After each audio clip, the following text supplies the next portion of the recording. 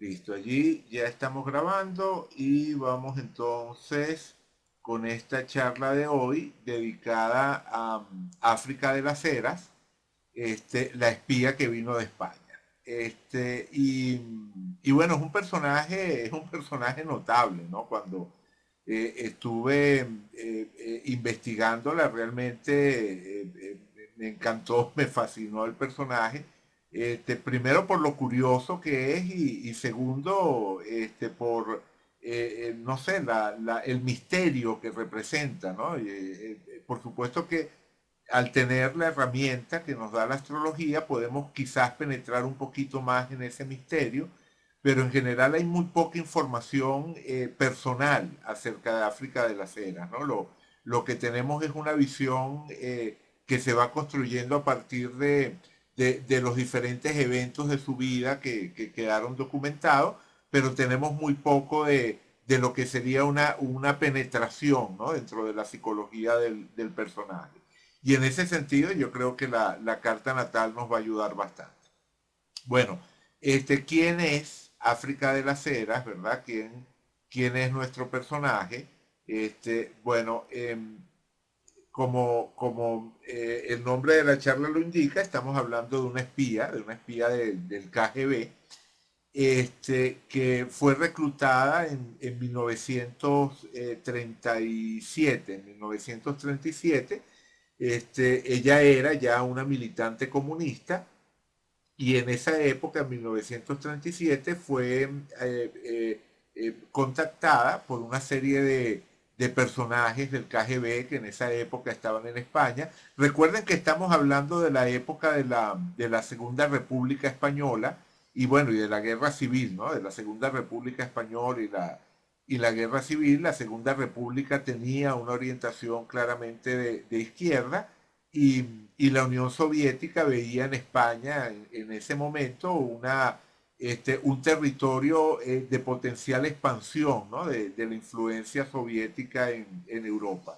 Entonces le prestaban particular atención a ese proceso español y había varios altos cuadros del KGB operando en España en ese tiempo.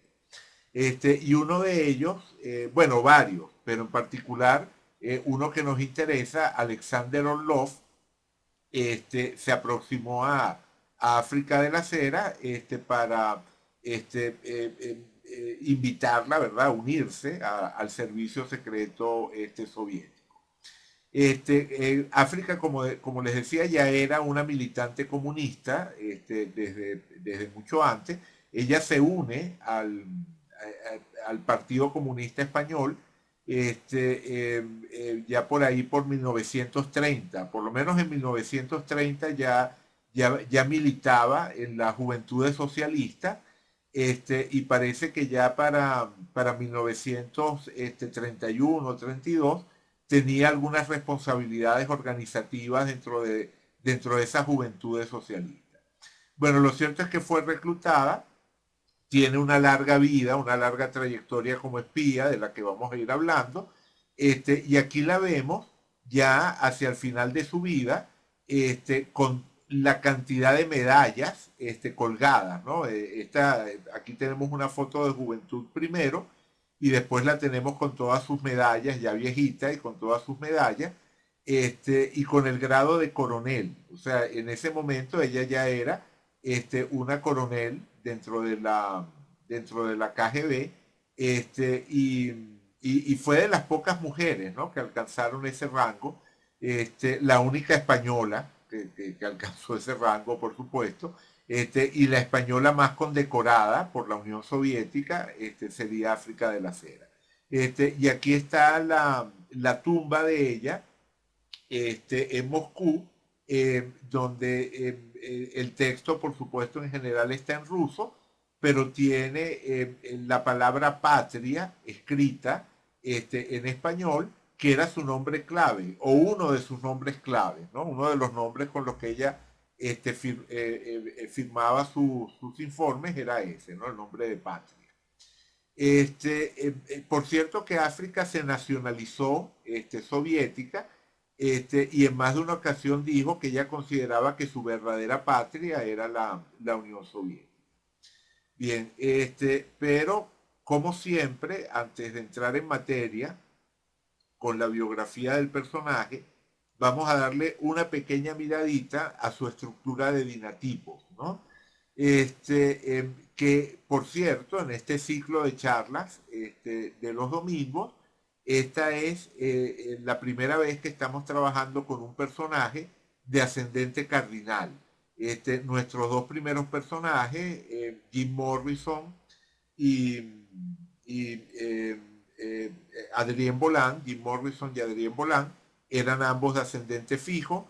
Después pasamos a Teresa Bills Mons, de ascendente mutable, y con África de las Heras tenemos nuestro primer personaje de ascendente cardinal. Digamos que hay una diferencia fundamental en la manera de ver el mundo y en el tipo de vida que construye una persona dependiendo del dinamismo del ascendente, ¿no? Como les comentaba con Jim Morrison y con Adrien Bolán, allí hay con el ascendente fijo una orientación hacia los mapas abstractos, hacia la visión abstracta de la realidad.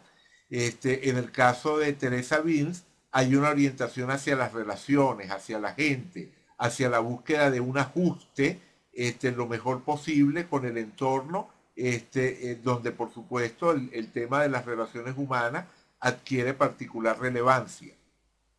Pero en el caso de los ascendentes cardinales, estamos hablando de una orientación a la realidad experimentada como experiencia directa, o sea, la realidad como un conjunto de impactos que son tanto recibidos como producidos. O sea, el ascendente cardinal tiene un contacto mucho más visceral con la realidad inmediata. Una de las maneras en las que suelo explicar eso es que el ascendente fijo ve el mundo con los ojos de la mente, el ascendente mutable ve el mundo con los ojos del corazón y el ascendente cardinal ve el mundo con los ojos del cuerpo, es decir, ve el mundo inmediato, directo, y por lo tanto tiende a buscar incidir sobre esa realidad inmediata. Por supuesto que al final todos tenemos todo, y una persona de ascendente cardinal también va a experimentar una dimensión afectiva y relacional y una dirección y un componente abstracto en su manera de ver el mundo. O sea, todos tenemos todo, ¿no? No hay que ser no hay que ser reductivos, ¿no? En esta aproximación. Pero evidentemente hay cosas que predominan, hay una jerarquía en nuestra percepción de la realidad y en el caso de los ascendentes cardinales, en el primer punto, en el primer plano de esa jerarquía, estaría esa realidad inmediata. Una de las formas en las que también suelo explicarlo es en la diferencia que hay entre vivir en el mundo, vivir con la gente que habita el mundo o vivir para las posibilidades que le dan sentido a la vida de la gente y al mundo. Los ascendentes fijos serían los que viven para las posibilidades, los ascendentes mutables son los que viven con la gente, mientras que los ascendentes cardinales son los que viven en el mundo. Entonces, el lograr transformaciones en el mundo o el dejar huellas en el mundo pueden resultar particularmente importantes.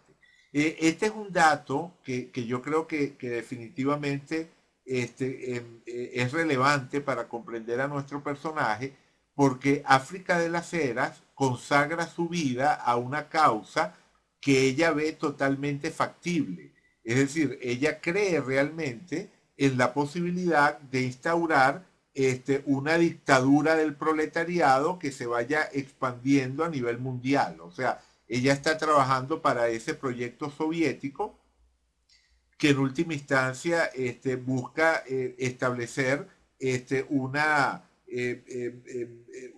universalización de esos logros de la revolución soviética que para ella eran tan importantes. Y que los ve como la forma de cambiar la realidad que en el mundo, de ir más allá de las injusticias, de las desigualdades, en fin, ¿no? Ella se ve a sí misma como una luchadora dentro de una batalla que tiene una posibilidad real de concretarse, ¿no? Ganar, de ser ganada. Recuerden que buena parte de su trayectoria se va a realizar durante la llamada Guerra Fría, ¿no?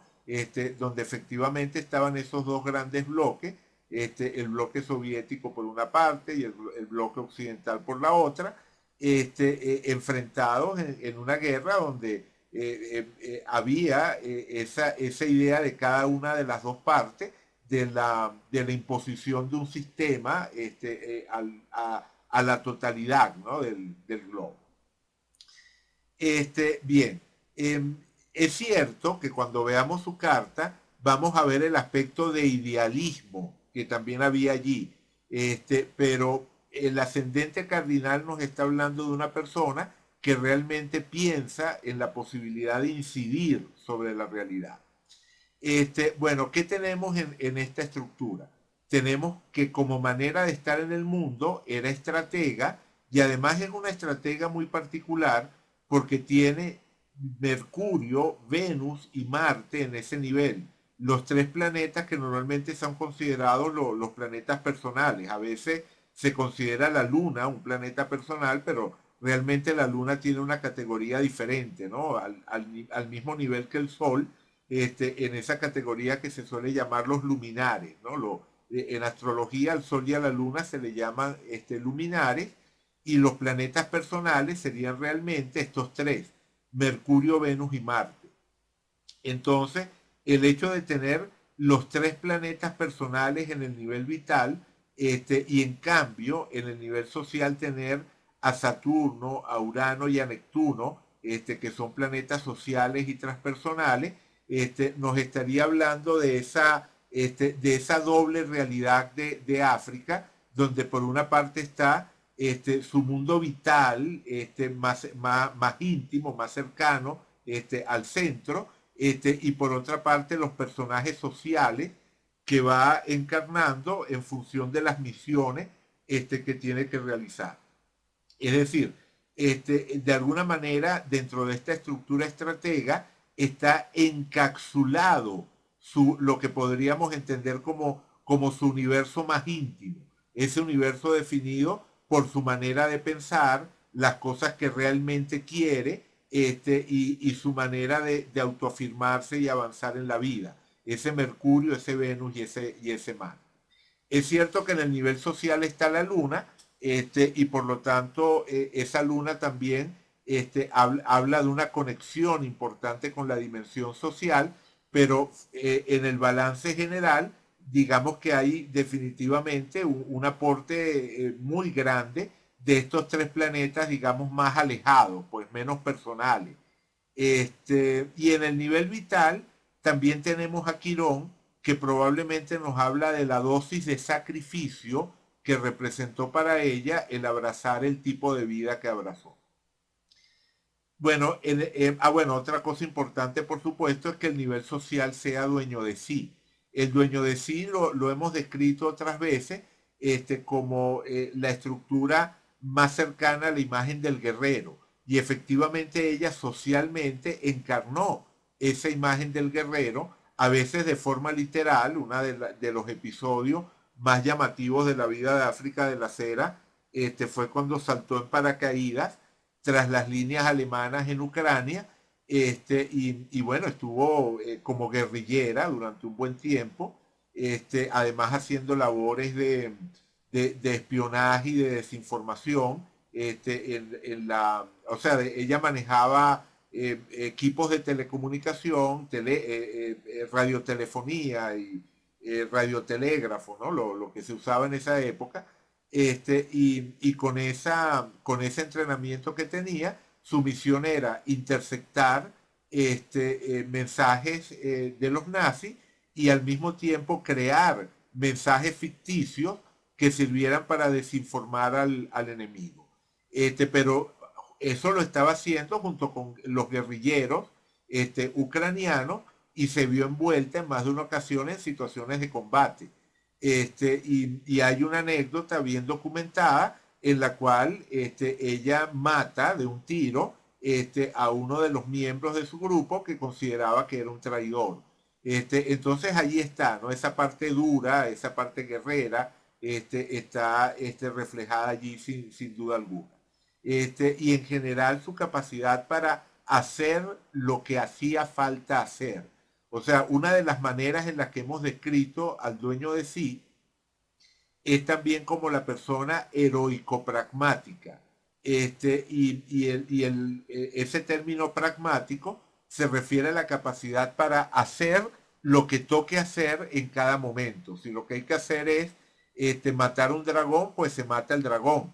Y si lo que hay que hacer es simplemente pintar una pared, pues se pinta la pared. O sea, hacer lo que toque hacer en cada momento, es una de o sea, con una dosis de pragmatismo, es una de las características del dueño de sí.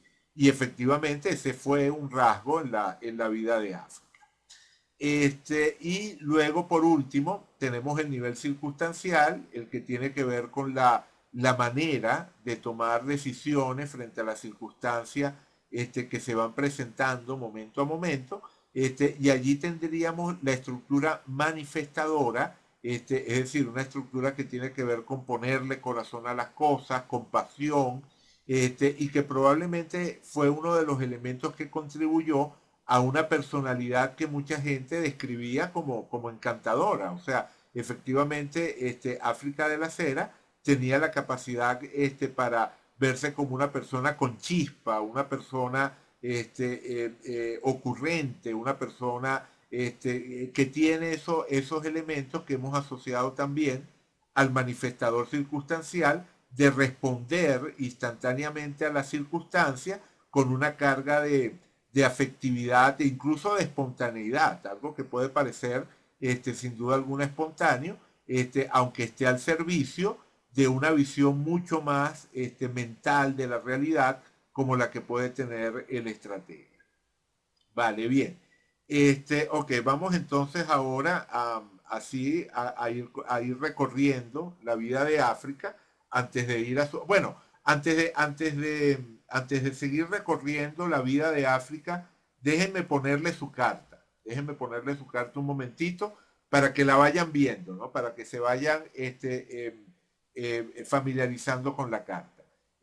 Tenemos una carta de Sol Tauro donde uno de entrada no pensaría, ¿no? En el tipo de personaje que estamos describiendo al pensar en Tauro, un signo asociado a la estabilidad y además con un Sol en conjunción con Venus, ¿verdad? El Sol en conjunción con Venus en Tauro, además una conjunción muy exacta, estaría sugiriendo como más bien un tema de gusto por las buenas cosas de la vida. No sugeriría, ¿no? Tanto esta imagen de la guerrera, por ejemplo, que estábamos comentando antes. Pero la clave mayor nos la da una vez que vemos que nos hemos familiarizado con esa conjunción Sol-Venus, nos la da este Mercurio que está al ladito, ¿verdad? Está la conjunción Sol-Venus y al ladito tenemos a Mercurio y ese Mercurio está recibiendo una cuadratura de Marte, una cuadratura bastante exacta de Marte desde la casa 8. O sea, aquí es donde estaríamos conectando con la inquietud que podía tener África de la Cera desde un punto de vista interno. O sea, la parte de su carta que le hace difícil, si no imposible, el simplemente quedarse en este tema del disfrute de las cosas buenas de la vida. O sea, este Marte en Acuario desde casa 8 en cuadratura a ese Mercurio, está generando una presión en el plano mental que tiene que ver con la necesidad de romper esquemas, de hacer las cosas de una manera diferente, y cómo no, que tiene una asociación bastante clara con el tema de la revolución universal, ¿no? Ese Marte en Acuario, en casa 8, se puede entender o se puede identificar con esas aspiraciones de reivindicaciones revolucionarias que se extiendan a todo el mundo, y eso es algo que está haciendo presión sobre ese Mercurio Tauro de África.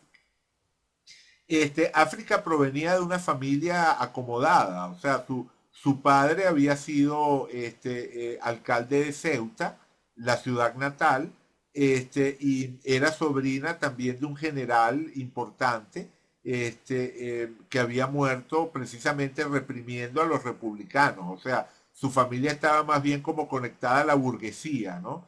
Pero para ella había precisamente un toque de rebelión, un toque de rebeldía, con esa estabilidad original y burguesa de su familia, producto de ese Marte cuadratura a Mercurio. Pero por supuesto que hay otro factor importante que seguramente ya lo vieron, que es el Neptuno en el ascendente y que es el factor al que me refería antes cuando hablaba del aspecto idealista, ¿no? De que nos íbamos a encontrar con el aspecto idealista también en su carta, y efectivamente su ascendente es cardinal, efectivamente, pero tiene a Neptuno en conjunción. Entonces sigue siendo una persona orientada a la realidad directa, a la realidad inmediata, pero con un toque neptuniano. ¿Y el toque neptuniano de qué nos habla? De la solidaridad, de la entrega, de ir más allá de los límites, ¿verdad? Que normalmente definen la identidad, y ser capaz entonces de experimentar empatía en términos universales, ¿no? Recuerden que Neptuno es un planeta que asociamos a lo religioso, pero el comunismo, tal como lo vivió África de las Heras, tiene connotaciones religiosas. Bueno, de todas sabemos que Neptuno tiene que ver con la solidaridad, tiene que ver con una serie de valores que aparecen dentro de lo que sería el ideario de izquierda. No tiene nada de raro que de alguna manera se solapen las dos cosas, ¿no? Se solapen esas aspiraciones de hermandad universal desde el punto de vista espiritual con esas otras de hermandad universal desde el punto de vista del comunismo, del socialismo. Lo cierto es que para África esa fue la manera de vivirlo. O sea, Neptuno definitivamente la conectó con una aspiración trascendente y canalizó esa aspiración trascendente a través de su vocación militante. Además recuerden que estamos hablando de una persona con Sol, Venus y Mercurio en la casa 11, casa de los grupos, que muchas veces tiene que ver con actividades de partido, con militancia, con el tema político, pero desde ese punto de vista de la integración a grupos, ¿no? De la pertenencia a grupos. Así que para ella ese sentirse parte de algo, en términos grupales, era particularmente importante. Otro detalle que definitivamente también nos habla de su desarrollo en la vida es el trígono bastante exacto de Júpiter a su conjunción Sol-Venus. Está en la casa 3, casa asociada a la comunicación, y el tema del manejo de la comunicación y del manejo de las relaciones fue un tema recurrente también en su vida. Y ese Júpiter es el regente de Pisces, ¿verdad? El regente antiguo de Pisces, el regente tradicional de Pisces, que es el signo que está en su medio cielo, ¿no? El área profesional. Entonces no tiene nada de raro que buena parte de su desarrollo profesional haya tenido que ver con este tema del manejo de las comunicaciones, a veces de forma inmediata y literal, como lo que les contaba de su etapa tras las líneas nazis en Ucrania, pero en otras ocasiones creando redes de comunicación, redes de espionaje, en Sudamérica, que fue la labor más importante en su vida. Ok, a ver qué más. Ah, bueno, por ejemplo, también el Urano en la casa 7, Urano en la casa 7 también vamos a ver que es relevante, porque va a tener mucho que ver con la vida de pareja de África, ¿no? Uno de los episodios en los que nos vamos a detener es su relación con Felisberto Hernández, un personaje al cual ella seduce para poder obtener la nacionalidad uruguaya y montar esa red de espionaje que les comentaba hace un momento. Fíjense qué curioso que ese Urano en la casa 7, casa de la pareja, esté en trígono a las Lilith en la casa 3, esa casa de la comunicación que como dijimos estaba vinculada a su desarrollo profesional. Literalmente ella se valió del aspecto de pareja para desarrollar este otro aspecto de las Lilith en la casa 3, que tiene que ver, como sabemos, con un manejo que no es del todo diáfano, ¿no? Las Lilith son indicadores un poco nocturnos, indicadores que se mueven un poco dentro de lo que sería un aura de secreto, ¿no? Vale. Por supuesto, otro tema importante también es la luna en la casa 1, este, que, que nos va a remitir al componente emocional. O sea, no estoy diciendo en ningún momento que África de la Cera fuese una persona estrictamente fría y calculadora. Definitivamente había una realidad emocional en ella que también utilizó. O sea, es decir, ella podía caer muy bien, como les explicaba antes, y crear vínculos emocionales, empáticos con la gente. Algo que además parece ser totalmente cierto es que tenía una actitud muy maternal hacia los niños. No se sabe si realmente ella tuvo o no algún hijo alguna vez. Hay algunos datos que sugieren que sí, que en algún momento tuvo un hijo, pero si lo tuvo, lo abandonó. O sea, ella realmente no ejerció un rol maternal en primera persona, pero aparentemente sí era una persona que se sentía fascinada por los niños y que cada vez que podía hacía algo a favor por ejemplo, orfanatos o hospitales infantiles, cosas de ese estilo. Vale, bien. Regresemos entonces a la biografía del personaje. Y como les decía, la primera parada es el momento en el que es reclutada por varios oficiales soviéticos, pero entre los cuales estaba este personaje que tenemos a la derecha, Alexander Orlov. Aquí tenemos una fotografía de ella bastante borrosa, más o menos de la época en la que debió ser reclutada. La época en la que estaba con uniforme de miliciana de la Segunda República, esa época de militancia comunista. Probablemente la foto es de algunos años antes, de unos pocos años antes del momento del encuentro con Orlov, pero más o menos por allí era que se estaba definiendo este perfil que los soviéticos iban a encontrar tan atractivo, ¿no? De una persona de acción, comprometida con la causa, pero que además no tenía ningún inconveniente en asumir riesgo. Ella formó parte de una insurrección en Asturias en 1934, en fin, o sea, tuvo actividad militante relevante antes de ser contactada por Orlov. Entonces, es contactada y es enviada a la Unión Soviética a recibir un primer entrenamiento bastante breve, porque casi inmediatamente recibe su primera misión, y su primera misión es infiltrarse dentro del grupo de partidarios de León Trotsky.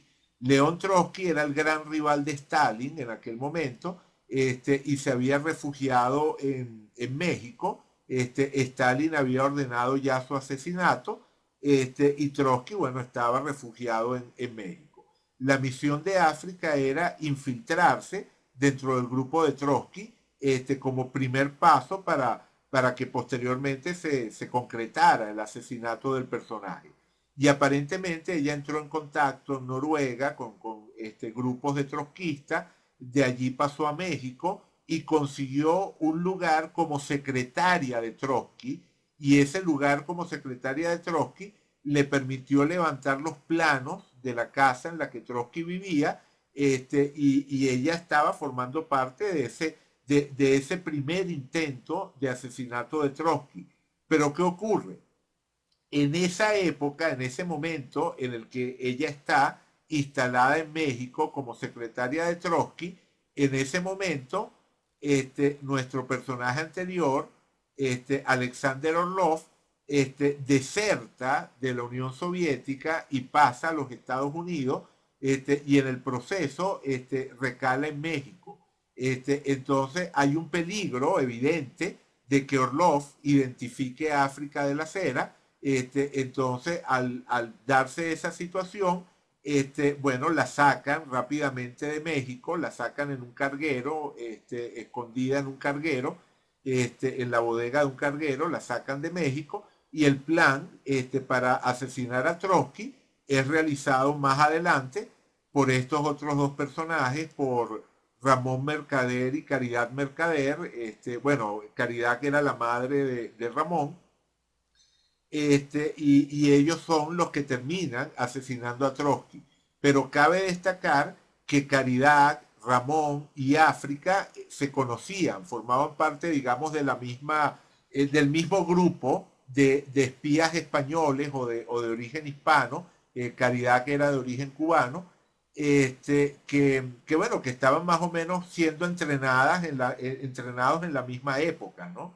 Y aparentemente el trabajo preparatorio que hizo África sirvió como base para el atentado bueno, el atentado, el asesinato que efectivamente realiza Ramón Mercader en la persona de Trotsky. Pero lo cierto es que esa fue su primera misión, y de no haber sido por el tema de Orlov y el hecho de la posibilidad de que la descubrieran, quién sabe si termina siendo la propia África, ¿no? La que termina siendo la asesina de Trotsky en lugar de Ramón Mercader.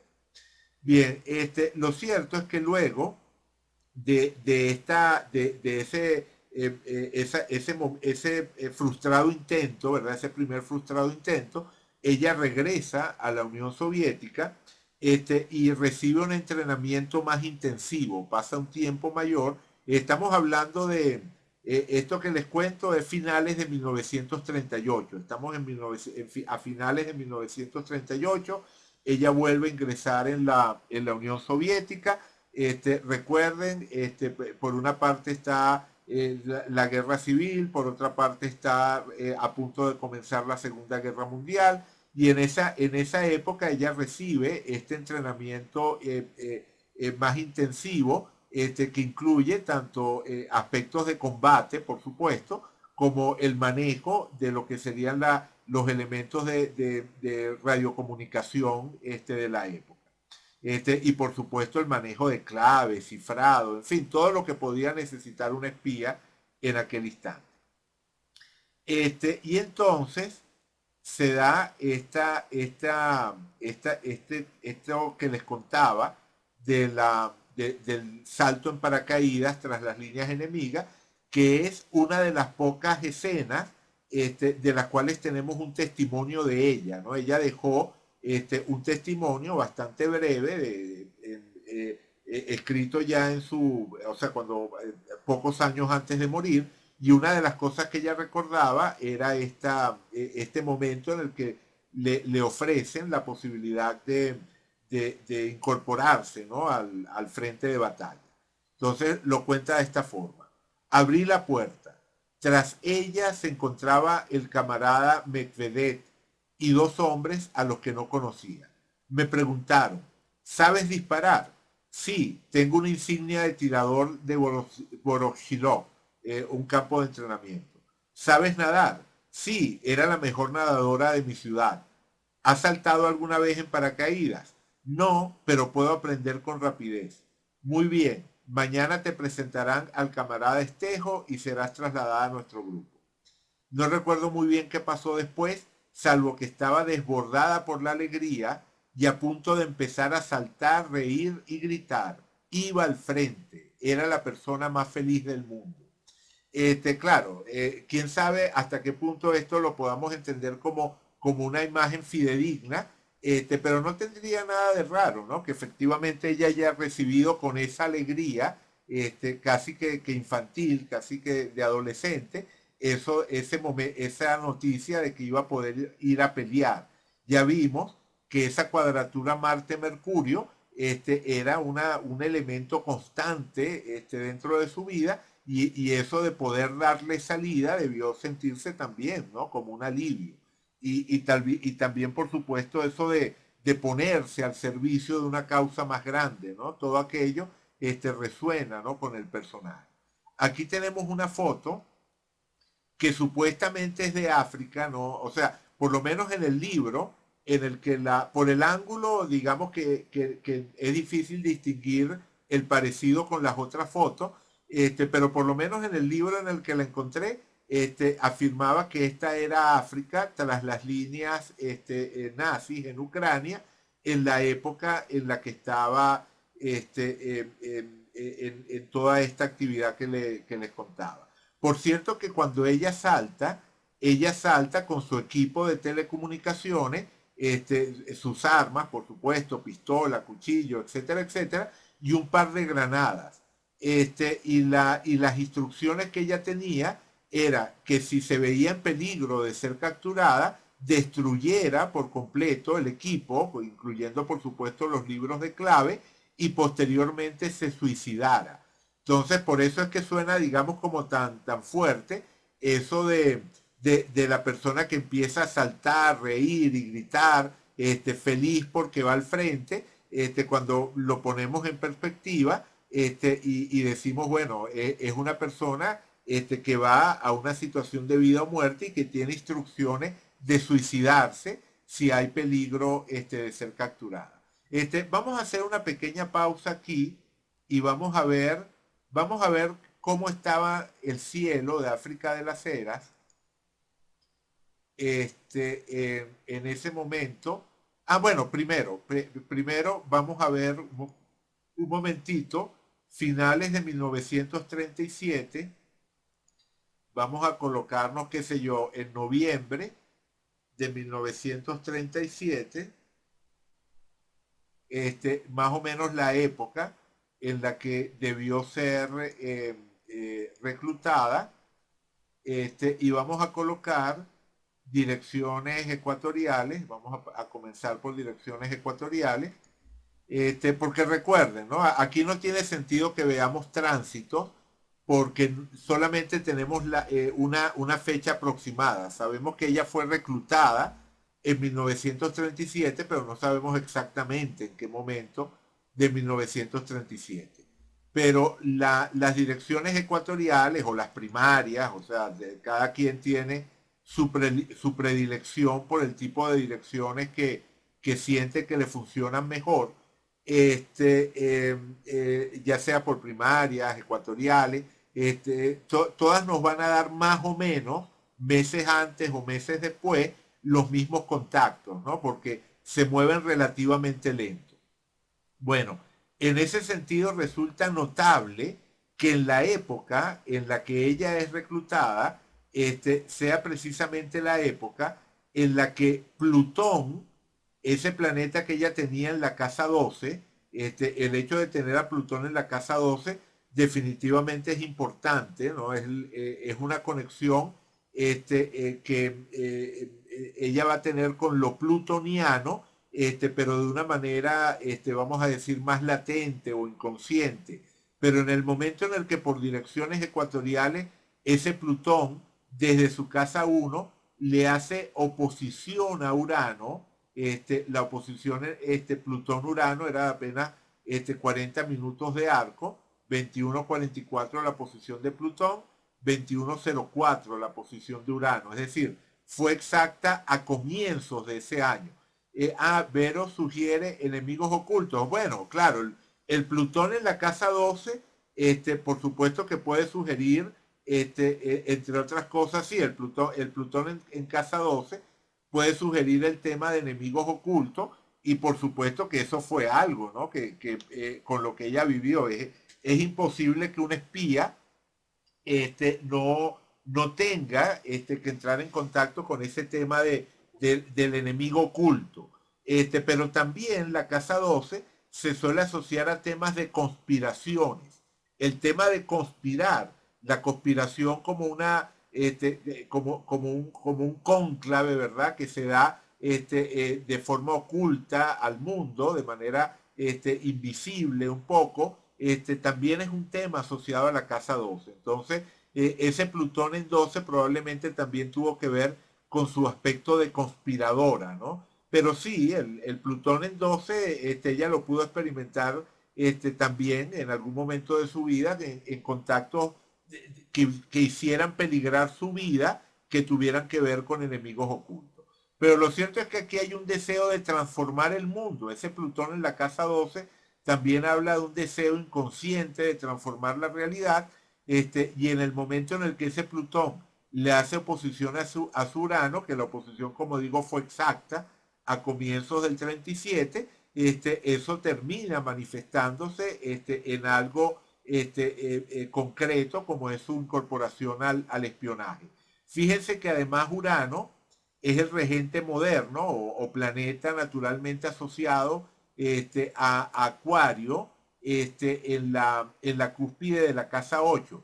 El Marte en la casa 8 también nos remite al tema del espionaje, ¿verdad? Marte es el guerrero, la casa 8 es una casa que tiene que ver con lo secreto, con lo oculto, entonces ese Marte en la 8 tiene mucho que ver con su rol de espía, entonces que el regente moderno de Acuario, que está en la cúspide de la 8, esté recibiendo la oposición de Plutón justo en esa época, definitivamente es el tipo de factores que son coherentes con la experiencia.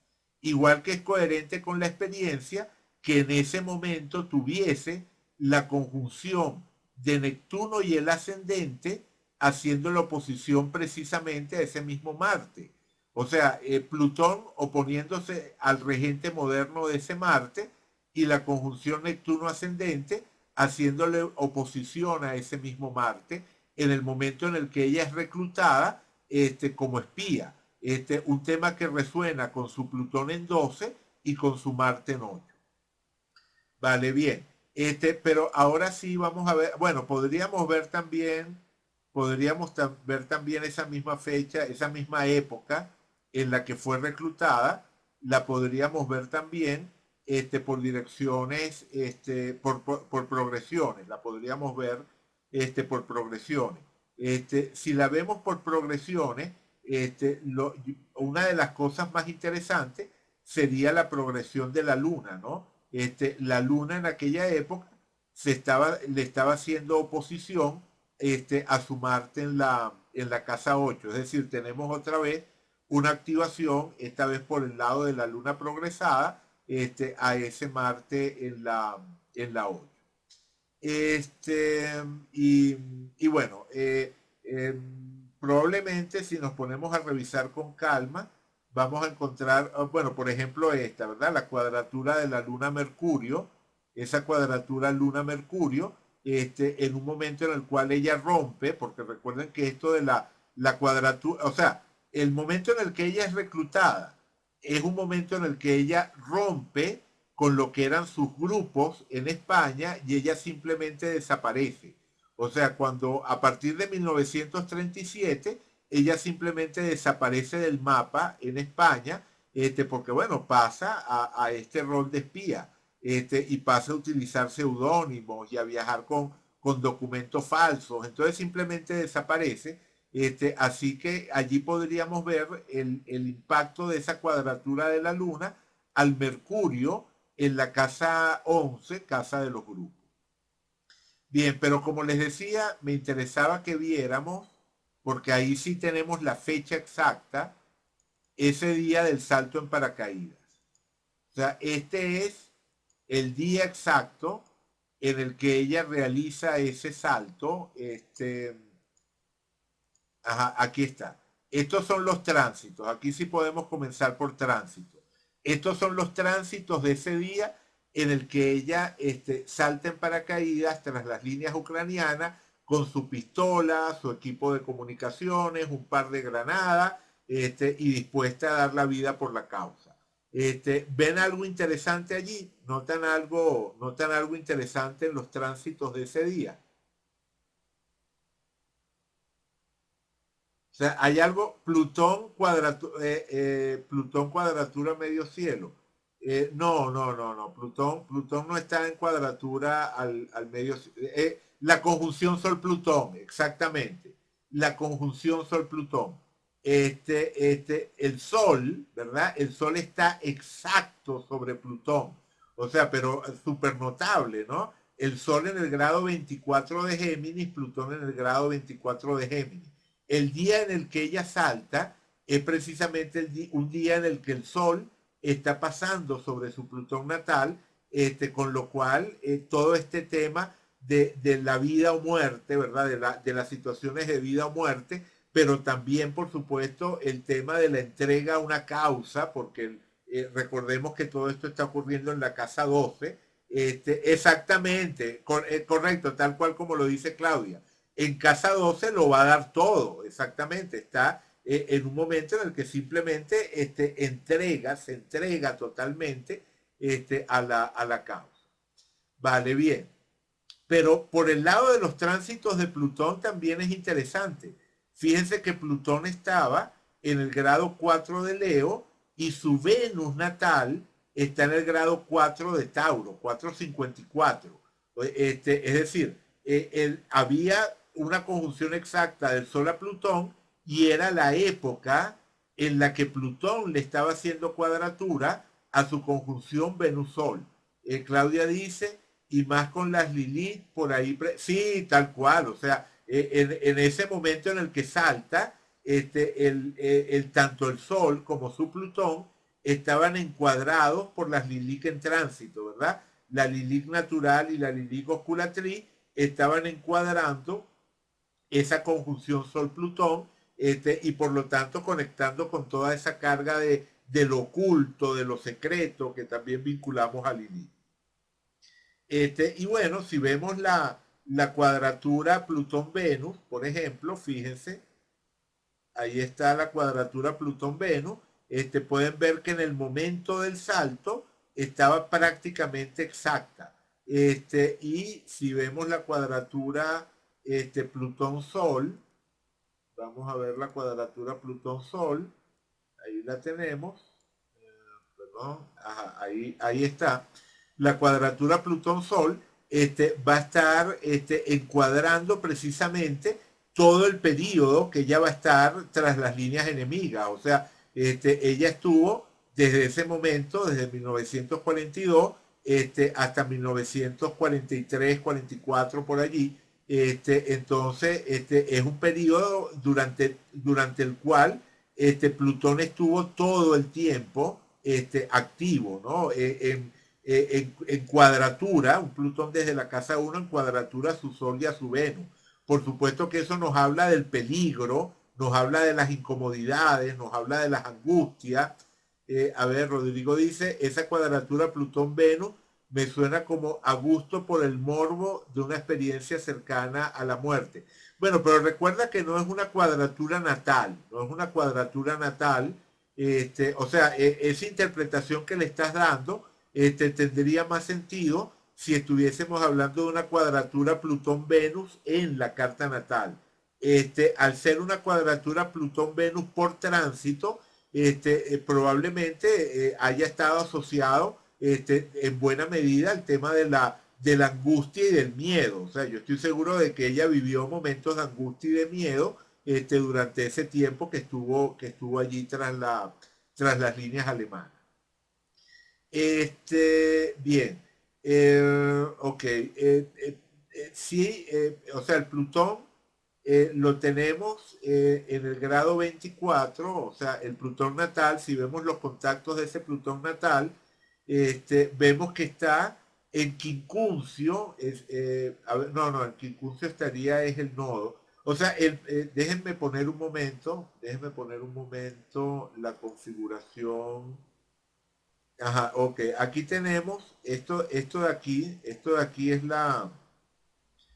la distribución en el dial de 30 grados, entonces podemos ver, ajá, aquí está, ya recordaba, se me había olvidado, pero eso, sabía que ese Plutón tenía un contacto importante, el contacto importante plutoniano que podría entrar en resonancia con eso que tú estabas diciendo, Rodrigo, es el semisextil de Plutón a la Luna.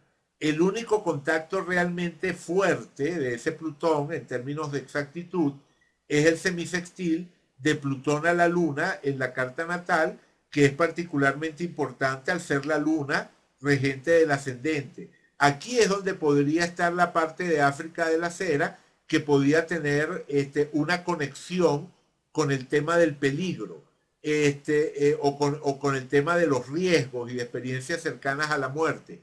Pero no es una conexión que podamos describir en términos de gusto, ¿verdad? No en términos venusinos, sino en términos lunares, es decir, como una necesidad emocional, alimento exactamente. O sea, ella podía sentirse de alguna manera alimentada por esas situaciones, alimentada emocionalmente por esas situaciones en las que estaba arriesgando su propia vida al servicio de una causa en la que creía. Eso por lo menos sugeriría ese semisextil entre Plutón y la Luna. Recuerden que exactamente, tal cual, exactamente, patria o muerte, tal cual, literal. O sea, ese semisextil Plutón-Luna nos remite tal cual a ese lema de patria o muerte venceremos, ¿no? Tal cual. Bien. Ajá. Vamos a seguir, perdón, disculpe, antes, todavía no habíamos terminado el análisis. Regresemos. Ok, ahí están los tránsitos. Ajá. Otro punto, que definitivamente también sería importante para entender ese momento y lo que van a ser los años sucesivos, es el Neptuno entrando en su fondo de cielo. Es decir, de nuevo, ese tema de la entrega, del sacrificio, esta vez en aras de una imagen de patria que, como les dije antes, ella la identificaba con la Unión Soviética, ¿no? Entonces, la idea de la entrega a algo más grande de la que nos habla Neptuno vinculado a esas lealtades que podemos caracterizar incluso como tribales, de pertenencia, de arraigo, que para ella estaban vinculadas a este tema de su lealtad al proyecto de la Unión Soviética. Vale, bien. Ok, vamos a ver otras técnicas, vamos a ver esto mismo por direcciones ecuatoriales, ¿verdad? Si vemos. Ok, perdón. A ver, por tránsitos. Alguien dice, Vero dice, la luna en cáncer. También, cómo no, tal cual, tienes toda la razón. De la misma manera que es significativo que ella salte, justo en el momento en el que el Sol está sobre Plutón, también es súper significativo que el salto se esté dando con luna en cáncer, ¿verdad? Ese signo que corresponde tanto a su ascendente como a su luna natal. O sea, es del tipo de cosas que sin ser factores que puedan describir el clima de manera general, nos dan claves para comprender ese momento particular, el estado de alma que podía tener África en el momento en el que salta del avión. Efectivamente, ella está absolutamente alineada con esa idea de la entrega y de la patria que también de la que también nos habla esa luna cáncer resonando con su luna natal. Vale, bien. Entonces, por direcciones ecuatoriales, si nos ponemos aquí, por direcciones ecuatoriales, encontramos también una dirección importante para quienes trabajamos con Lilith 1181. O sea, como les he comentado en otras ocasiones, para mí el asteroide Lilith 1181 es importante, efectivamente aporta algo significativo y eso que aporta tiene que ver precisamente con el tema de la entrega y la solidaridad. Y que ella tenga a ese asteroide Lilith 1181 en conjunción exacta a su ascendente y a su Neptuno, justo en el momento en el que realiza ese salto, bueno, creo que definitivamente es notable. O sea, refuerza nuevamente esa idea de la entrega, de la solidaridad, de la voluntad de sacrificio que hemos venido describiendo. Si lo vemos por progresiones secundarias, si vemos ese mismo momento por progresiones secundarias, aquí, sí, bueno, por progresiones secundarias, realmente lo que, o sea, sí hay algunos indicadores importantes, pero digamos que no son tan claros como los que vemos por tránsitos o por ecuatoriales. Por ejemplo, resulta interesante que por progresiones, Lili Cosculatriz le estuviese haciendo cuadratura a Plutón. Digo que es interesante porque Lili Cosculatriz se mueve lo suficientemente rápido como para que la podamos tomar en cuenta por progresiones, y es un indicador que podemos asociar a la imagen de la espía. Además, la cuadratura viene desde la casa 3, que es la casa de la comunicación. Entonces, esa cuadratura tan exacta de la Lilico osculatriz a Plutón, bueno, podría tener que ver, podría ser significativa, pero como digo, no se ve tan claro, no se ve tan definitivo, ¿verdad? O sea, o sea, tan evidentemente relacionado con lo que ella estaba viviendo en ese momento, como lo que vimos por direcciones o por tránsito. Vale, bien. Vamos entonces ahora vamos a continuar con el recorrido de su vida. Lo cierto es que ella es condecorada, termina la guerra, es condecorada, y es por supuesto nuevamente puesta en circulación como espía, es destinada a París. En París realizó aparentemente varias misiones, no tengo detalles de las misiones que realizó en París. Hay algo muy sugerente, pero que no logré encontrar información. Supuestamente estando en París, una de sus misiones fue recuperar una lista de nombres de colaboradores soviéticos que había caído en malas manos, ¿no? Tal cual parece un argumento de película de espías, ¿no? Pero no tengo información de esas misiones que realizó en París hasta el momento en el que le asignan como misión seducir a Felisberto Hernández. Hernández era un destacado escritor uruguayo, bueno, músico, escritor, cuentista, conferencista, era un intelectual muy respetado en ese momento, y sin duda alguna la figura más importante de Uruguay, o sea, intelectualmente hablando, que en ese momento estuviese en París. Y resulta que África tiene como misión seducir a Feliberto Hernández, casarse con él, gracias a ese matrimonio conseguir la ciudadanía uruguaya, y utilizar esa plataforma para establecer una red de espionaje soviética en Sudamérica. Y por supuesto el primer paso era seducir al escritor. Aparentemente el primer encuentro, o sea, no se sabe exactamente cuándo fue el primer encuentro de África y Felisberto, no se sabe a ciencia cierta, quiero decir, ¿no? Pero es muy probable que haya sido el 13 de diciembre de 1947.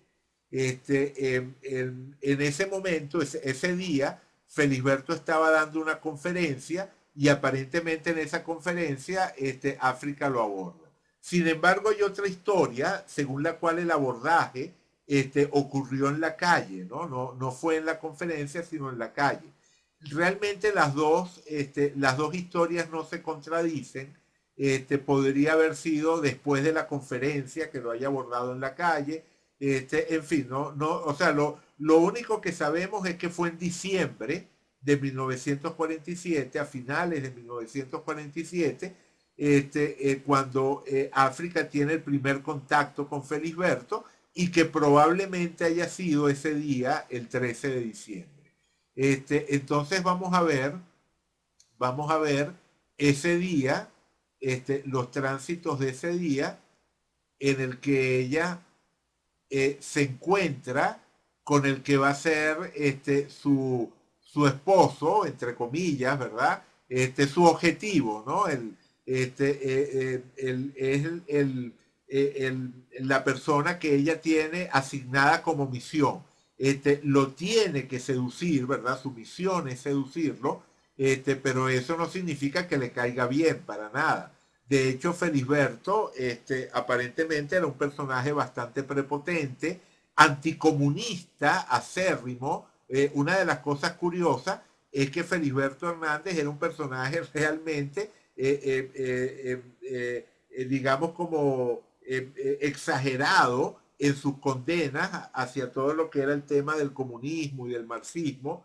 Entonces debió ser realmente para África muy fuerte eso de tener que estar fingiendo constantemente hasta el final lograr que le creyera, ¿verdad? Lograr exactamente, tal cual, excelente lo que dice Claudia. Resulta notable que en ese día y en esa época, porque supongamos que no fue el 13 de diciembre, sino unos días antes, unos días después. Bueno, igual es la época en la que Lilith natural le estaba haciendo conjunción a su Marte.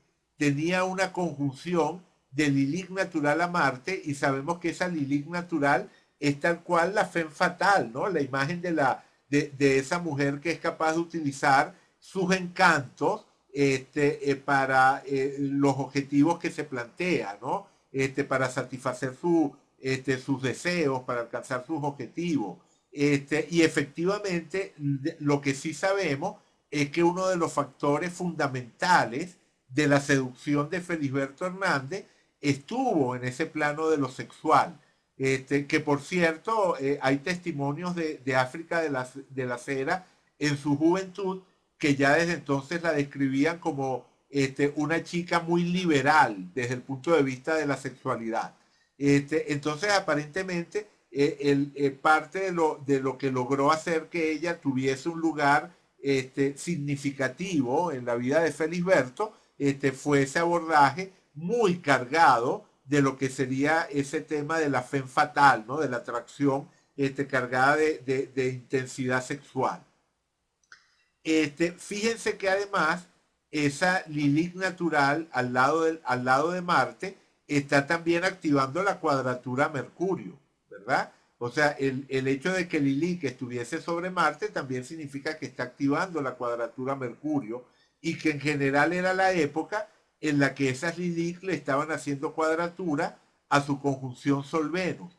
Y por supuesto que eso también nos habla del aspecto de incomodidad que ella pudo sentir durante todo ese proceso, por más que sea, digamos que estamos hablando de establecer una relación con alguien que definitivamente no era una persona que le inspirara a ella simpatía.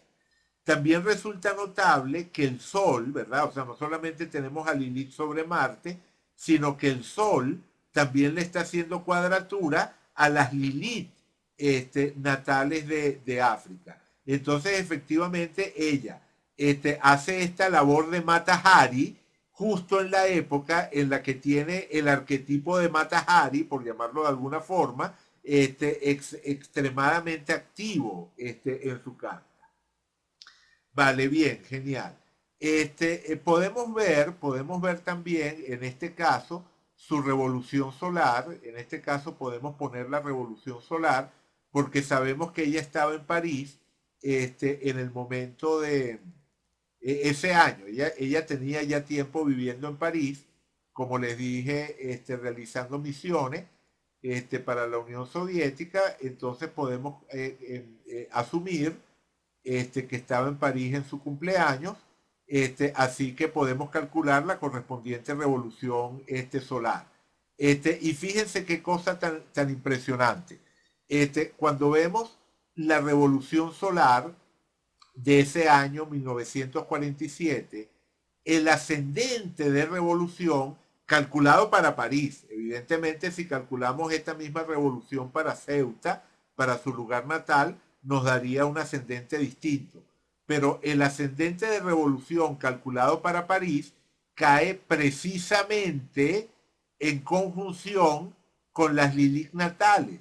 O sea, es decir, ese año en el que ella va a encarnar el rol de Lilith, el rol de Matahari, es un año en el que el ascendente de revolución está en conjunción exacta con sus Lilith natales. Vamos a ver la revolución en sí misma por un momento. Vamos, vamos a... Ajá, ahí está. Esta sería la revolución en sí misma. Y fíjense, tenemos el ascendente Virgo, que está, como les dije antes, en conjunción con las Lilith natales, regido por un Mercurio en la cúspide de la casa 8, o sea, al final de la casa 7, pero llegando ya a la cúspide de la casa 8. Y además con Venus y Marte en la casa 7. O sea, es decir, el tema de pareja está súper marcado en esta revolución solar, pero definitivamente también aparece ese matiz que nos habla de lo oculto, de lo secreto, del tema de la manipulación, de las cosas que no son evidentes. Y resulta notable que todo esto ocurra en una revolución en la que Quirón y el Sol tienen una oposición súper exacta. Esa oposición de Quirón al Sol en la casa 8, yo creo que también la podemos entender de nuevo como la incomodidad a la que ella tenía que sobreponerse para poder aparentar esa fascinación y ese total enamoramiento de Felisberto. Bueno, lo cierto es que lo hizo también que en abril del año siguiente, abril o mayo, perdón, en mayo del año siguiente, Felisberto se regresa a Uruguay, pero se regresa a Uruguay totalmente enamorado de África, a tal punto que termina coordinando con ella para que ella viaje a Uruguay a finales de ese año, a finales del 48, y a comienzos del 49 se casan. Entonces, efectivamente, la seducción se cumplió con toda, o sea, de manera absoluta. Vamos a hacer una pausa aquí por un momento y vamos a ver la comparación de las cartas de África y Felisberto. Por aquí tenemos la carta de Felisberto Hernández, que es un personaje en sí mismo, ¿no? Felisberto Hernández merecería él solito una charla. No sé si lo han leído, pero realmente es un escritor extraordinario. Y como les digo, ya en sí mismo sería todo un personaje. Lo cierto es que Felisberto, vamos a poner, bueno, vamos a poner las cartas una al lado de la otra. Ajá. Lo cierto es que ahí está, ¿no? A la izquierda tenemos a África, a la derecha tenemos a Felisberto. Lo cierto es que Felisberto aparentemente nunca llegó a saber la naturaleza real de su matrimonio con África. O sea, África se casa con él, lo utiliza para, no solo para obtener la nacionalidad uruguaya, sino también para establecerse dentro de la alta sociedad uruguaya, o sea, la alta sociedad de Montevideo. Ella va como modista, o sea, el trabajo que ella con el cual ella se presenta ante Felisberto es como modista. Ella supuestamente era modista de alta costura, y entonces consigue con esa tapadera establecer una clientela exclusiva en Uruguay, y gracias a esos contactos que le proporciona Felisberto, al poco tiempo empieza a fingir una serie de desavenencias con Felisberto, hacer correr entre los amigos una serie de historias, y lo cierto es que al final logra construir una narrativa totalmente creíble de un divorcio y se divorcia con Felisberto. Creo que no llegan a estar casados 2 años, o sea, entre que se casan y se divorcian pasa apenas un par de años y como les digo, Felisberto ni se enteró de que realmente se había casado con una espía soviética. Bueno, fíjense, ahí están las cartas de los dos. Notan algo interesante, notan alguna simetría interesante entre las cartas de África y Felisberto. Hay varias cosas notables, ¿no?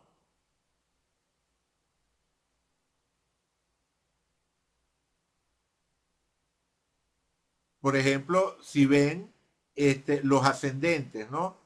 África ascendente cáncer, Felisberto ascendente capricornio, ¿no? Eso de los ascendentes complementarios es algo que muchas veces va a funcionar como un tema de atracción. Sol conjunción, exactamente, tal cual. Los dos tenían Sol, Mercurio, Venus en conjunción en casa 11, ¿verdad? Eso definitivamente es notable y probablemente fue una de las cosas que facilitó el tema de la seducción por parte de África. De todas, por lo que se cuenta, fue el aspecto intelectual, sus opiniones, lo sexual, como les digo, fue importantísimo, pero también esa otra parte de presentarse como una mujer de ideas, como una mujer que podía ser una interlocutora para un intelectual de la estatura de Felisberto, que lo podía acompañar muy bien en situaciones sociales. Digamos que era el tipo de mujer trofeo, entre comillas, con la que Felisberto se podía sentir muy bien, precisamente presentándola a sus grupos de amigos y ese tipo de cosas. Bien, pero además fíjense otra cosa curiosísima. África tiene Neptuno en conjunción con el ascendente y Felisberto, Neptuno en la cúspide de la casa 7.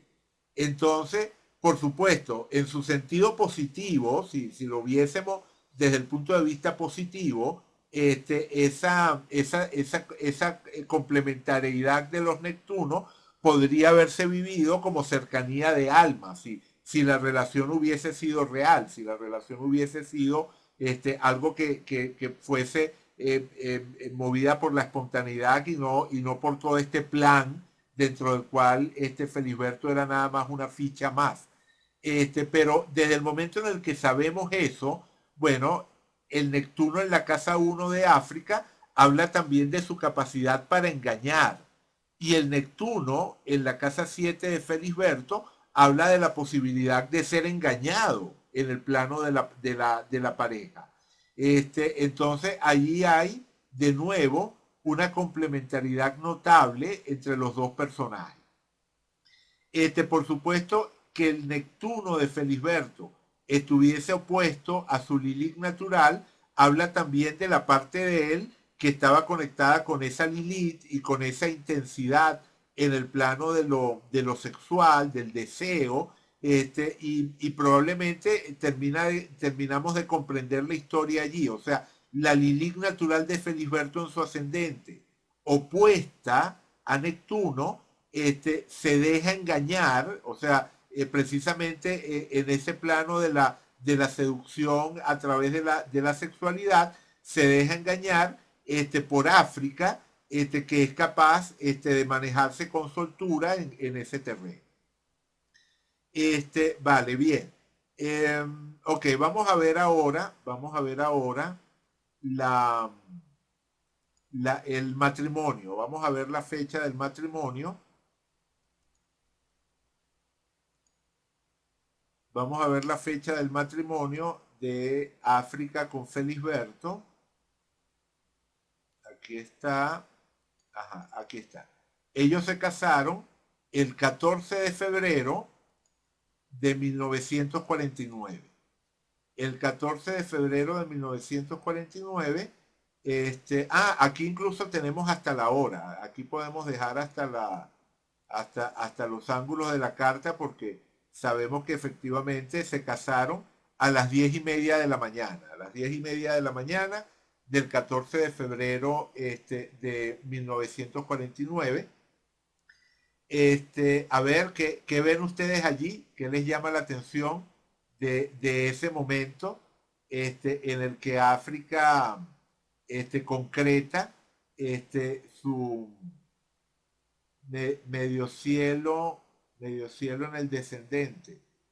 Medio cielo. Bueno, voy a quitar, disculpen, voy a quitar los ángulos para que no se confundan, ¿ok? O sea, los ángulos se pueden utilizar, pero no los usen de primero, ¿ok? O sea, fíjense primero en los planetas, por favor. Después los ángulos de la carta nos pueden dar algún detalle interesante, ¿no? Pero fíjense primero en los planetas, en las posiciones de los planetas. Exactamente, tal cual. En ese momento en el que ella culmina la primera gran etapa de su trabajo como Mata Hari, es precisamente el momento en el que Lilith natural está llegando a su medio cielo. Definitivamente, punto notable. Pero fíjense también que el Sol está llegando a su Quirón en casa 8, ¿verdad? Esta Lilith natural en el medio cielo habla del triunfo de la espía, pero este Sol, acercándose a la cúspide, perdón, acercándose al Quirón, nos está hablando otra vez de lo que podía significar esa incomodidad, ese sacrificio que ella estaba haciendo por la causa, al mantener, ¿verdad? Al tratar de mantener esa imagen de mujer enamorada y de amante deseosa, que por lo menos la tenía que mantener por un año más, ¿verdad? Tenía que estar con esa historia por lo menos un año más. Efectivamente, la conjunción de Venus a Marte también es significativa en ese sentido. Uno se puede imaginar digamos, ese imperativo del momento de mantener a Felisberto sin ninguna sospecha, lo cual significaba eso, pues mantener esa ficción de la atracción en términos físicos que podía creer Felisberto que sentía África por él. Ok, Júpiter, fíjense que está justo sobre su Urano en la casa 7. Un Urano en casa 7 nos va a hablar de experiencia fuera de lo común, de experiencias inesperadas en el área de la pareja. Y definitivamente esta es una situación que cuadra perfectamente con esa descripción, ¿verdad? Con el tema de Júpiter haciéndole conjunción a ese Urano y por lo tanto amplificando, ¿no? Ese tema de lo excéntrico, de las cosas fuera de lo común en el área de la pareja. Vale, bien. Si luego colocamos los ángulos de la carta, resulta notable que ella se case justo en un momento en el que el ascendente está haciéndole conjunción a su Saturno. Esto refuerza el tema del sentido del deber. A Claudia dice, activando el trígono con las Lilith. Exactamente, tal cual, ese Júpiter sobre Urano, está activando el trígono con las Lilith y por lo tanto está colocando totalmente sobre el tapete eso de la espía, ¿verdad? De la espía, de la Mata Hari, ¿no? Tal cual. Vale, bien. Nos queda poco tiempo, nos quedan unos 20 minutos, así que voy a saltarme el tema del divorcio y vamos a ir rápidamente al siguiente matrimonio de África, o sea, se divorcia África de Felisberto y se va a casar, se va a casar con Valentín Marchetti el 28 de julio de 1956. Ese matrimonio, el 28 de julio, o sea, ya evidentemente, entre el divorcio de Felisberto y este matrimonio con Valentín, ya ella había, correcto, este otro matrimonio es también una misión. ¿De qué se trata? Valentín Marchetti es su superior, o sea, es un oficial que es mandado, o sea, de origen italiano, es mandado también a Uruguay, tenía como nombre clave Markov, y entonces va a hacerse cargo de la red que ha establecido África o de la red que ha estado estableciendo África y ayudarla a que esa red siga creciendo. Pero entonces la manera más apropiada para lograr que ellos puedan trabajar juntos es casándose. Entonces, la casan, ¿verdad? Desde Moscú, la casan con Valentín, que bueno, que por lo menos en esta ocasión ellos dos podían compartir, o sea, podían ser honestos entre sí, a diferencia del engaño total que era con Felisberto, ¿no? Y aparentemente ella sí tuvo una cercanía afectiva con Valentín Marchetti. Ahí, por ejemplo, está esta foto donde se les ve bastante bien, ¿no? A los dos. Y que probablemente haya existido una simpatía entre ambos. Recuerden que los dos eran comunistas convencidos. De alguna manera se parece un poco, no sé si han visto la serie esta que se llama The Americans, ¿no? La de los espías rusos viviendo como una familia en los Estados Unidos. Bueno, digamos que es un caso un poco parecido a esa serie, en el sentido de que, bueno, de que tenían una tapadera hacia el mundo externo, pero que podían de alguna manera apoyarse el uno al otro. Y lo cierto es que entonces ellos se casan como parte, digo, de una nueva misión, y van a hacer crecer esta red de espionaje en Latinoamérica, pero poco tiempo después, en 1964, creo que fue, en 1964, Marchetti empieza a tener problemas con sus superiores. Aparentemente hay un conflicto por temas ideológicos. Recuerden que en aquella época se estaban dando una serie de cambios dentro de la Unión Soviética. Entonces lo cierto es que en ese momento Marchetti cae en desgracia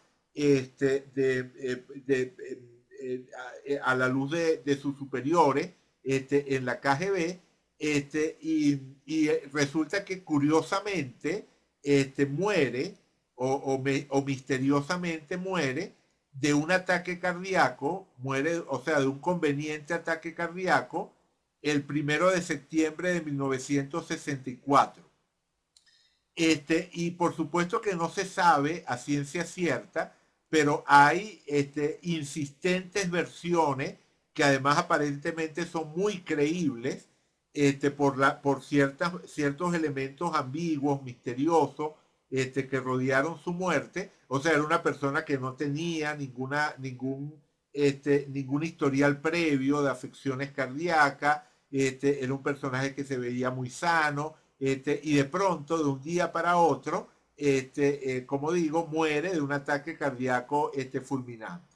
Y la misma policía de Montevideo lo consideró sospechoso, pero al final digamos que no llegaron a más, pues, ¿no? Pero lo cierto es que, como digo, hay una versión insistente según la cual África envenenó a Valentín por una orden de Moscú. Precisamente como les digo, Valentín había caído en desgracia, entonces es una historia terrible, ¿no? Si efectivamente eso es cierto, porque se casan por una orden en el 56, llegan a desarrollar una relación cercana, afectuosa, pero en 1964 África recibe la orden de deshacerse de Valentín, que ha sido considerado persona no grata desde el punto de vista del KGB. Entonces, las dos fechas resultan significativas, pero como nos queda muy poco tiempo, voy a poner la muerte de Valentín. Vamos a poner la muerte de Valentín. Vamos a poner la fecha de la muerte de Valentín. Perdón. Aquí está. Ok. Vamos a poner de una vez la fecha de la muerte de Valentín y vamos a poner los tránsitos de ese día. Vamos a comenzar viendo tránsitos. Ok, ahí está. Esos serían los tránsitos de ese día en el que supuestamente, como digo, no podemos estar 100% seguros de esto, pero supuestamente ella lo estaría asesinando por una orden de Moscú. Este, Claudia dice, otra vez la Lilith conjunción Marte, casa 8. Bueno, no, pero en este caso es la 1181, ¿verdad? La 1181 es la que se está acercando a Marte. Que claro, en ese sentido, y bueno, y en este caso se está alejando porque está retrógrada. Digamos que esto podría hablar de las dudas o de las angustias que ella podría sentir con relación a esa posible orden, pero no es protagónico, no es un punto protagónico, porque como digo, está relativamente lejos del 653 al 1058 y además está retrógrada, así que se va alejando. Ajá. Rodrigo dice, Lili cosculatriz en su descendente, totalmente de acuerdo. El hecho de que la Lili cosculatriz estuviese en la cúspide de su casa 7, casa de la pareja, definitivamente puede tener que ver con eso de cumplir esa función de Matahari, ¿verdad? En este caso de envenenadora, con su pareja. Pero en ese sentido de las Lilith, lo que a mí más me llama la atención es esta. O sea, la Lilith natural en el grado 23 de Sagitario, haciéndole oposición al Plutón en la casa 12. O sea, esto me parece que es notable. Además, por supuesto, que está significando una cuadratura a su Lilith osculatriz natal, ¿no? A la natural y a la osculatriz, pero es más exacta con la osculatriz. Pero lo que me parece notable, como digo, es Lilith natural haciéndole oposición a Plutón, planeta asociado precisamente al tema de la vida y de la muerte, ¿no? Entonces, que esa Lilith, imagen de la Matahari, le esté haciendo cuadratura a ese Plutón, imagen de la muerte, en un momento en el que existe una probabilidad muy alta de que ella efectivamente haya envenenado a su esposo, creo que sugiere toda la explicación del cuadro, ¿no? Lilith natural desde la casa 6, una casa que tiene que ver con el día a día laboral, con las cosas que hacemos para hacer avanzar nuestros proyectos en el mundo material. Es lo que me han, la orden que tengo, la orden que debo ejecutar, y debo ejecutarla a pesar de lo terrible que pueda ser.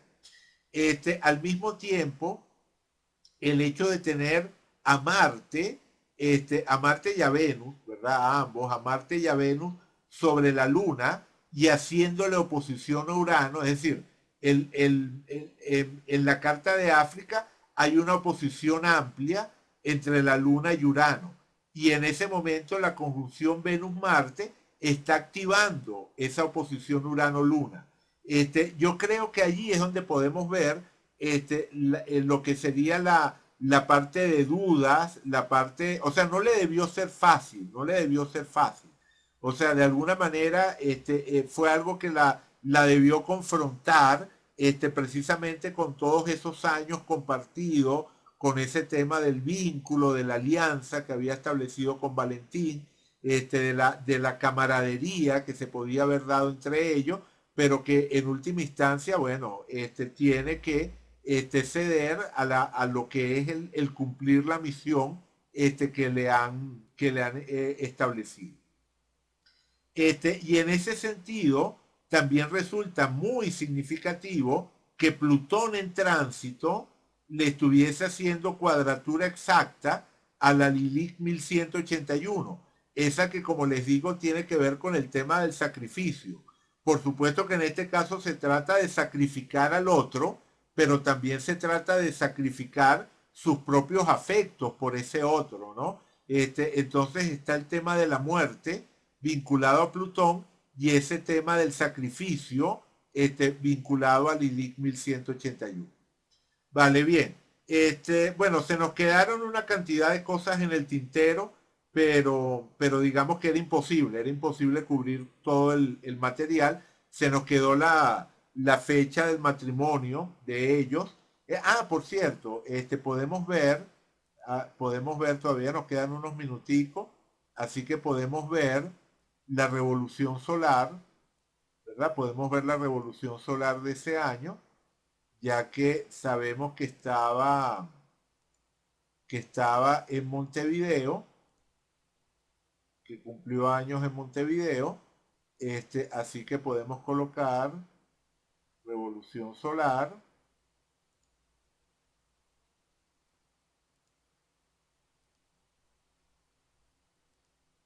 Ok, ahí está. Esta es la revolución solar para ese año en el que supuestamente estaría,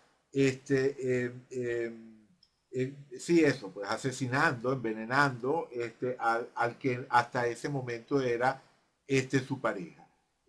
Yo diría que en ese sentido resulta notable esta cuadratura, o sea, Marte en Aries, ¿verdad? Marte en Aries, desde su casa 10, casa de la profesión, haciéndole cuadratura, o sea, desde la casa 10, desde la casa 10 natal, ¿verdad?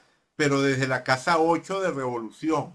O sea, este Marte está en la casa 8 de la revolución solar, y está en la casa 10 natal.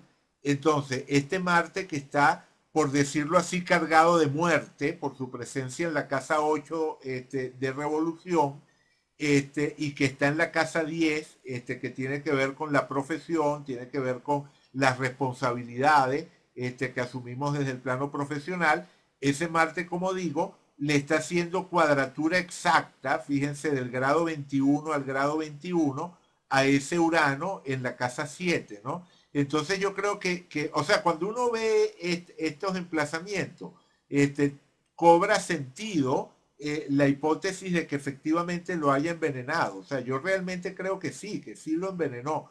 Fíjate, por ejemplo, Claudia, eso que tú señalabas de la Lilith 1181 sobre Marte, a nivel de tránsito, no se cumple, ¿no? Por lo que te expliqué antes. Pero a nivel de revolución solar, sí. A nivel de revolución solar, la Lilith 1181 de revolución, cayendo en la casa 6 de revolución, que tiene que ver con el tema del día a día laboral, aterriza sobre el Marte natal en casa 8. Entonces, ese tema del sacrificio, como digo, de las contradicciones que le podía haber generado el tener que ejecutar esa orden, está cayendo sobre ese Marte en casa 8, que era la parte de África capaz de matar. Definitivamente África mató a más de una persona a lo largo de su vida, tanto en la guerra como después de la guerra. Exactamente, espía es espía, tal cual, ¿no? Entonces allí en ese momento, esa Lilith 1181 estando sobre Marte, definitivamente coloca sobre el tapete estas tensiones entre la solidaridad con la persona y el deber que tengo desde la jerarquía, ¿verdad? La jerarquía que me dice, debo hacer esto o aquello. Por cierto, fíjense que el Marte natal de África está en la casa 8 y en esta revolución solar Marte estaba en casa 8. O sea, eso de que el planeta esté en la misma casa que esté en la carta natal es una de las cosas que le da fuerza a un emplazamiento. O sea, cuando vamos a verlo rápidamente, nada más que por no, ajá. Ok, aquí, correcto, ahí está. A la izquierda tienen la revolución montada sobre la natal y a la derecha está la revolución en sí misma. Fíjense que el Marte de revolución está en la casa 8, igual que el Marte natal que está en casa 8. Entonces, y además el Marte de revolución está también muy fuerte porque está en Aries, ¿verdad? Es un Marte en Aries, por lo tanto, un Marte fortalecido por estar en el signo de su regencia en una casa que le resulta natural también, porque la casa 8 es casa de Escorpio. Entonces, definitivamente este Marte en la revolución solar adquiría un protagonismo enorme. Vero dice, en la natal se podría ver su capacidad de matar con Neptuno cuadratura Saturno. Ah, mira, está súper interesante lo que dice Vero. Vamos a regresar a la carta natal. Vero está señalando esta cuadratura entre Neptuno y Saturno, con Saturno precisamente en Aries, en casa 10.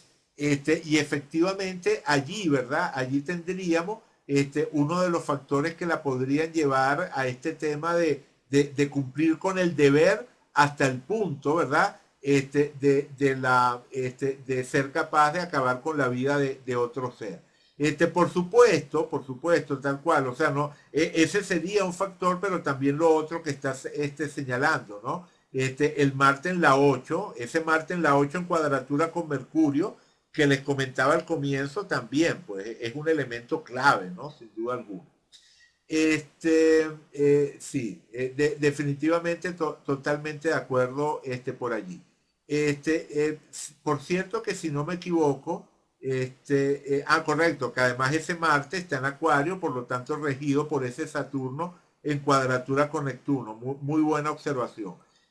No me quiero meter mucho por allí, pero yo no sé si ustedes conocen el tema de los paralelos, los paralelos y antiparalelos, ¿no? Esa es otra forma, ¿verdad? Es otra, otro tipo de aspectos, ¿verdad? Que existen en astrología, donde la posición tiene que ver con lo que se llama la declinación de los planetas, ¿no? A partir de la declinación se establecen lo que serían los contactos de paralelo y contraparalelo, que sin ser, digamos, tan significativo como lo son los aspectos angulares con los cuales trabajamos normalmente, también pueden aportar algo, también pueden ser elementos significativos. Y allí, en ese sentido, a nivel de paralelos, resulta notable el paralelo de Plutón a Mercurio. O sea, es decir, Marte le está haciendo cuadratura a Mercurio, como habíamos dicho antes, pero además de eso, Mercurio está en paralelo de declinación con Plutón. Hay una relación entre Plutón y Mercurio, que es esta que vemos aquí como paralelo de declinación. Y digamos que un paralelo es como una conjunción, se parece a es como una conjunción débil, pues, ¿no? Por describirlo de alguna manera. Entonces, ese sería otro factor que podría vincular a África de la Cera con este tema de lo plutoniano y de la capacidad de tomar decisiones de vida o muerte dentro de su carta. O sea, este es uno de esos casos en los que creo que los paralelos pueden aportar claves también importantes para terminar de entender la carta. Vale, bien, bueno, ya llegamos al final. ¿Qué les pareció el personaje? ¿Qué les pareció África de la Cera? ¿Verdad? Todo un personaje, ¿no? Realmente, realmente notable. Sí, ¿no? A mí me pareció súper interesante. Sí, ¿verdad? Y lamentablemente no he conseguido una biografía completa de ella en lo que pueda encontrar, o sea, no he encontrado un buen libro en que invertir porque digamos que la biografía más completa en este momento está descatalogada, entonces no la he podido conseguir.